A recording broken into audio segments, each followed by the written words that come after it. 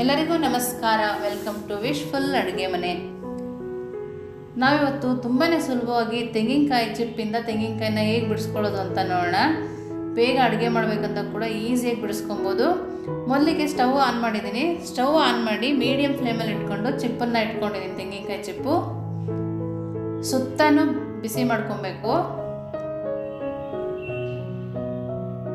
ನಾವು ಮೀಡಿಯಂ ಫ್ಲೇಮಲ್ಲಿ ಇಟ್ಟು ಬಿಸಿ ಮಾಡ್ಕೊಬೇಕು. ಹೈ ಫ್ಲೇಮಲ್ಲಿ ಇಟ್ಟರೆ ಕಾಯಿ ಕೂಡ ಕಪ್ಪಾಗುತ್ತೆ. ನಾವು ಸುತ್ತನೂ ಈ ಥರ ಮಾಡ್ಕೊಂಡು ಬಿಸಿ ಮಾಡಿಕೊಂಡು ಒಂದು 5 ನಿಮಿಷ ಬಿಸಿ ಮಾಡ್ಕೊಂಡ್ರೆ ಸಾಕು. ನೋಡಿ, ನಾನು ತೋರಿಸ್ತೀನಲ್ಲ, ಅಷ್ಟು ಕಪ್ಪಾದರೆ ಸಾಕು ತೆಂಗಿನಕಾಯಿ ಚಿಪ್ಪು. ಒಳಗಡೆ ತೆಂಗಿನಕಾಯಿ ಕೂಡ ಹಸಿದಾಗೆ ಇರುತ್ತೆ, ತುಂಬಾ ರುಚಿಯಾಗಿರುತ್ತೆ. ಹಸಿ ಕಾಯಿ ತುರಿದಾಗ ಇರುತ್ತಲ್ಲ, ಅದೇ ಥರ ಇರುತ್ತೆ. ತೆಂಗಿನಕಾಯಿ ತುರಿಯೋಕ್ಕೆ ಮಣೆ ಇಲ್ಲ ಅಂತ ಕೂಡ ಈ ಥರ ಮಾಡ್ಕೊಬೋದು. ನಾವು ಚಾಕುನಲ್ಲಿ ಎಬ್ದಾಗ ಕೂಡ ಈಸಿಯಾಗಿ ಬರುತ್ತೆ.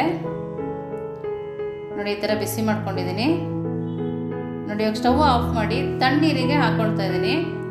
ಒಂದು 10 ನಿಮಿಷ ತಣ್ಣೀರಲ್ಲಿ ಇಟ್ಟರೆ ಸಾಕು. ನೋಡಿ, 10 ನಿಮಿಷ ಆಗಿದೆ. ನೋಡಿ, ಬಿಡಿಸೋದು ತೋರಿಸ್ತೀನಿ ಇವಾಗ.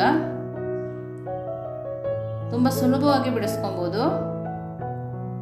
ನೋಡಿ, ಈ ಥರ ತುಂಬಾ ಸುಲಭವಾಗಿ ಬರುತ್ತೆ. ಬೇಗ ಅಡುಗೆ ಮಾಡಬೇಕು ಅಂತ ಕೂಡ ಈಸಿಯಾಗಿ ಬಿಡಿಸ್ಕೊಬೋದು.